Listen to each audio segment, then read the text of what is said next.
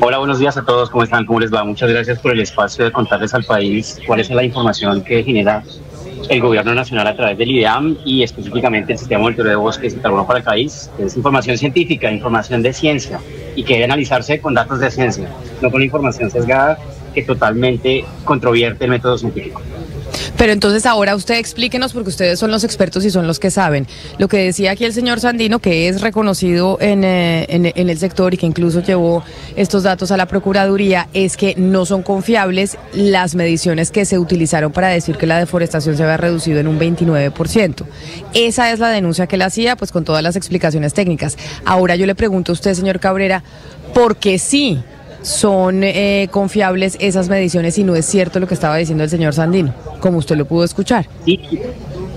Sí, quizás esa es la primera precisión muy importante y es recordarle a la persona que habló ayer en medios que la denuncia ante la Procuraduría no fue por la confiabilidad de los datos. De hecho, tenemos en la audiencia con la Procuraduría una expresión directa del señor Procurador que dice que la evidencia no es sobre los datos del IDEAM, ni la confiabilidad de la información, ni el carácter oficial de la información.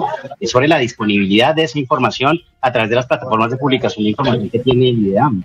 Y pues en donde nosotros, digamos, reconocemos que en los últimos años hemos tenido una dificultad en las plataformas tecnológicas, pero que hemos desarrollado todas las herramientas y las, digamos, opciones para que los ciudadanos accedan a la información. Y creo que esa era una información muy importante que, digamos, la persona que habló ayer debió haberles comunicado. El tema de la Procuraduría no era sobre la calidad de los datos del IDEAM, sino era sobre la disponibilidad de la información.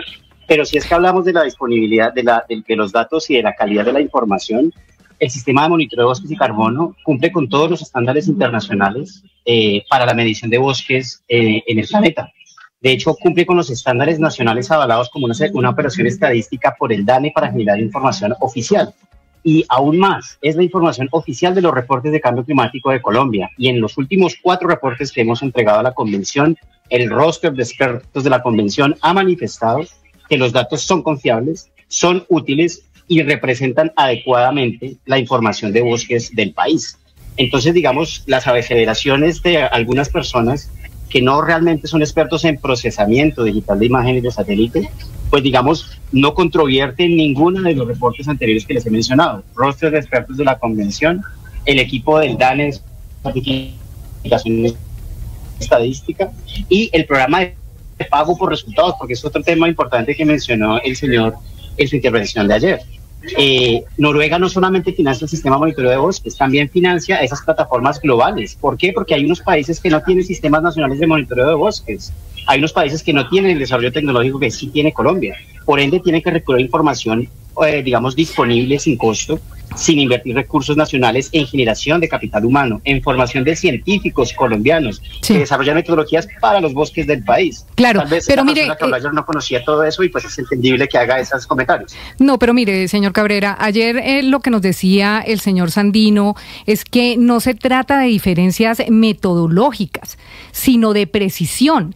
Y lo que él decía era, y lo prueba casi que en una app que creó, es que esa imprecisión tiene que ver con que hay datos que no detecta el IDEAM. Hay una deforestación que no es detectada por el IDEAM y sobre esa que no es detectada por el IDEAM es que él está pidiendo que se revise, porque lo que él dice es, estamos dándole al país y al mundo una información inexacta que puede caer en una falsedad. Entonces, explíquenos usted si de verdad existe o no, si existen áreas de deforestación que el IDEAM no esté detectando. Solamente dígame sí o no, ¿existen o no existen?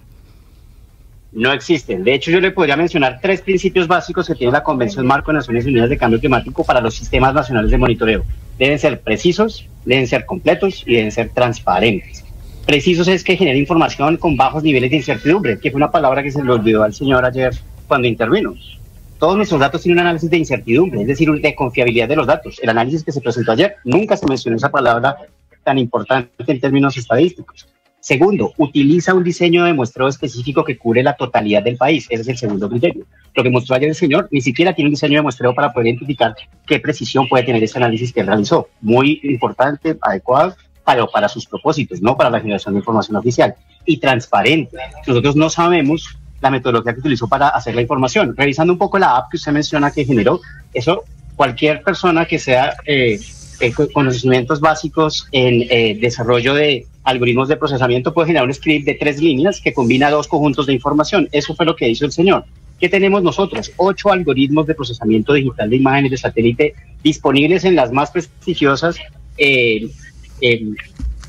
repositorios de información de este tipo, que han sido descargadas miles de veces en todo el planeta. Es decir, no solamente las utilizamos nosotros. Uno de esos algoritmos ha tenido más de 50.000 descargas en los últimos años. Entonces, muy complejo pues, entender que 50.000 personas o 50.000 investigadores pues descargaron una información que no es adecuada y que no funciona. Y el último principio, transparencia. La metodología del sistema de monitoreo está avalada, está disponible y ha sido actualizada con la revisión por pares internacionales. De hecho, nosotros somos coautores de una de las metodologías internacionales disponibles para el monitoreo, no solamente en Colombia, sino en todo el planeta. Entonces, digamos que nosotros tenemos todos los elementos técnicos, conceptuales, para identificar que no estamos ocultando un solo polígono. De hecho, si se tomara el trabajo de utilizar toda nuestra serie de datos, que no solamente es un dato, no son 2, son 22 años de datos en una serie de tiempo. Y si utilizaran toda esa serie de tiempo, identificaría que no hay un solo polígono que estemos omitiendo respecto a la información global.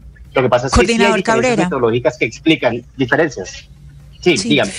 Sí, coordinador Cabrera, el invitado que tuvimos ayer nos habló de la metodología Hansen, si no estoy mal, es el nombre del método del cual estaba hablando, y nos explicó pues que es un método satelital y cómo funciona. Es decir, él sí nos habló de la metodología y la explicó, y yo le quiero preguntar a usted si ese método, y hablaba pues que se puede hacer, digamos, monitoreo desde el terreno, y en ese sentido va mi pregunta, ¿esta metodología puede ser de alguna manera alterada o engañada? ¿Este método puede ser engañado desde terreno de alguna manera?